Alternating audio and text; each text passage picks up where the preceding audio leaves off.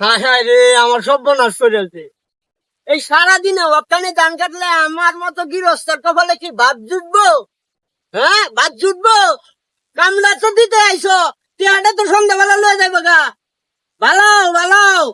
আর শরীরটা তো একটু খারাপ, তাই তো একটু আস্তে আস্তে কাজ করতে। ও একটু অস্ত অস্ত হয়েছে এটা। হ্যাঁ। সারাদিনে ফাঁস মুড়ি ধরো, সন্ধ্যাবেলা তো 1,000 টাকা টিহে নিবেন। ও শুক্লে ওরতেন কামো। এ ভাই কোনো কি কাম হয়েছে হইলো? কি হয়েছে এত চিল্লা পাল্লা কেন? আপনার জামাই আমি ভাই এই যে শুনেন, এই সারাদিনে যদি 500 মুড়ি, তাহলে আমার মতো গৃহস্থী থাকবো? গৃহস্থী থাকবো? অসুখ উনি বলতেছে শুনলাম অসুস্থ। তারপরে আজকে কি দিবস আপনি জানেন? আরে ভাই দিবস টিবস দিয়ে কি হইব? দিবসে কি বেটা ভাত দিব?